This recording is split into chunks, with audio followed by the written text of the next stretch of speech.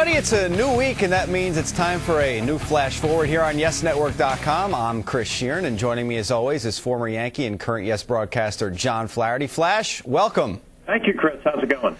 Pretty good, pretty good. The Yankees down in Atlanta, and they'll also be visiting the Mets for 3 to round out interleague play. First things first, let's talk about CC Sabathia. He was lifted early in his start against the Marlins, giving Yankee fans and the organization a little agita, if you will. You've been around the game for a while. I'm not asking you to play a doctor here on the internet, but what does tightness in a bicep mean for a pitcher?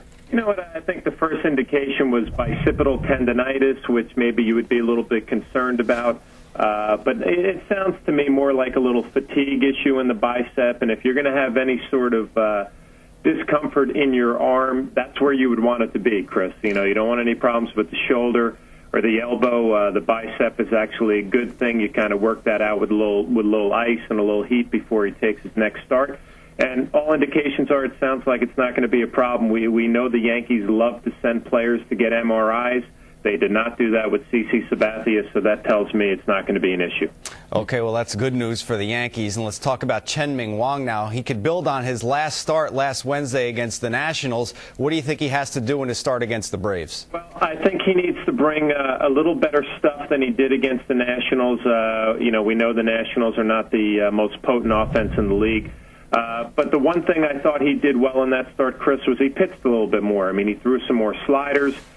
He threw some changeups. He was not as predictable in that he was just going to come with his sinking fastball. And I really thought his stuff was not great in that start, and he was able to get, 5 innings in, give up a couple of runs.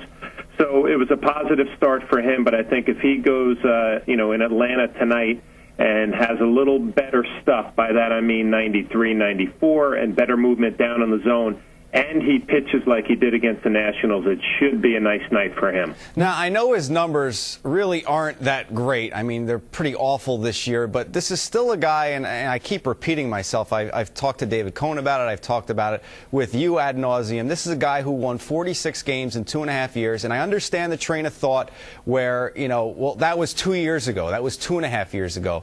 He's killing the bullpen. We have to get him out of the rotation, but this is a guy, I'm from the school, like, throw him out there. Let him work this out and let him get back to what he was doing those 2 years ago. Don't you agree with that, or do you think that they have to get him out? I totally agree with you, Chris. And you have to be able to look at the big picture with this guy and give him the opportunity to get back to where he was a couple of years ago. I mean, he had a major injury last year where he was not able to use his legs at all to train, to get them strong, to come into spring training. So, you know what, it wasn't like all of a sudden he just lost it. He went through a major injury. He's working his way back. I think the Yankees now are on the right track with him as far as rehabbing, where he can do some work with his legs. He can get some strength back, some arm strength back. So I agree with you. If I'm Joe Girardi, Brian Cashman, I send him out there every 5 days, and I have the ability to look forward to the second half of the season and say, you know what, this guy is going to be a big acquisition for us. You can almost look like, like you're making a trade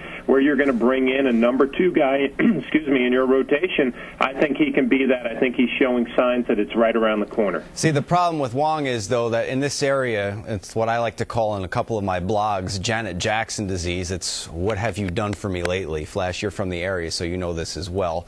And that transitions us into the offense, and what the Yankees offense has done for the team lately is not so much. They've been bad the last 12 games.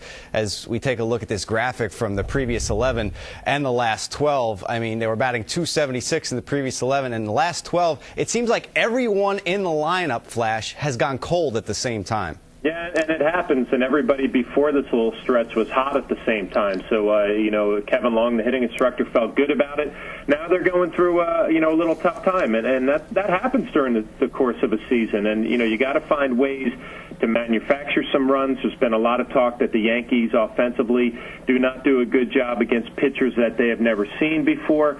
And I can't put my finger on that. I mean, anytime that I was on a team where we didn't know a pitcher, we would really try to be patient the first time through the order. try to see as many pitches as you can. Try to get him to show you what he has that first at bat. So when you come up there the second and third, hopefully with a guy in runner in scoring position, be able to do something and not be surprised.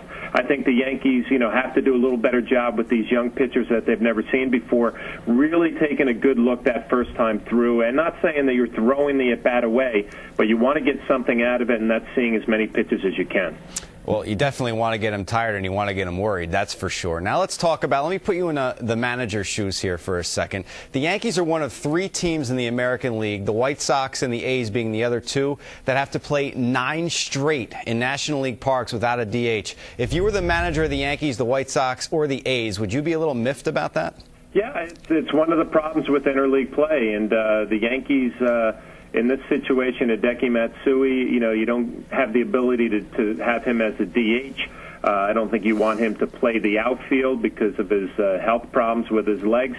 So it is one of those things that as a manager you're probably not real happy about, but you know what? Nobody's going to feel sorry for you, and especially when you're the New York Yankees, nobody feels sorry for you. So you got to find a way to go out and do a good job in these interleague games. They did not have a good series at home against the Nationals, went to Florida, lost 2 out of 3, and now in Atlanta, I mean, you got 3 teams that are at the middle to the bottom of the National League East, and on paper you would think you were going to pile up some wins. It has not worked out that way, and like I said, nobody wants to hear the excuses. You got to go to Atlanta, and you got to have a good series, and then follow it up with Citi Field with the Mets. Well, let's take a look at that. The Braves and the Mets are the next 2 teams the Yankees face, as you just said, and these next 3 games in Atlanta are huge, and this is why, because Boston is down in D.C. taking on the Nationals. And the Nationals took 2 or 3 from the Blue Jays. They took 2 or 3 from the Yankees. Who knows what will happen, because on paper it means absolutely nothing. You could crumple it up and throw it away. But, odds are that the Red Sox might take 2 or 3. So this series with Atlanta is huge for the Yankees. It really is. And, it starts with Chien-Ming Wang, and then Jabba Chamberlain follows him up. It's just... the Yankees got to get on one of these rolls where they're playing second division type clubs. They have to put the pedal down early in ball games and kind of take them out of the games. They've not done a good job, against the Nationals and the Marlins, where they just say, you know what, you guys can't compete with us. We're going to throw 4 or 5 out there early in a ball game. And you know what, Chris, the bad teams go away. Once the good teams, get ahead early in a ball game, the bad teams will say, all right, it's not our night. Let's look forward to tomorrow night. The Yankees have not done a good job early in these ball games.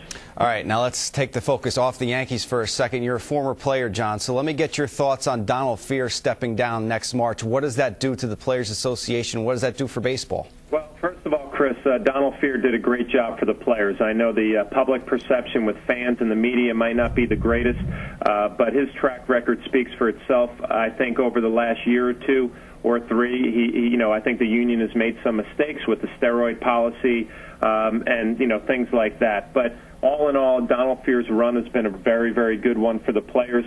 Michael Weiner, who I've gotten to know a little bit, is going to do an outstanding job. He's very personable. He's very smart. He's a lawyer, and I think he's got a great relationship with the players. So I look forward to the next phase for the Players Union. I think Michael Weiner is going to do an outstanding job. Flash, thanks for your time and your thoughts. You're at the track. You're at the wall. See ya. Have a good one, Chris. You too, buddy.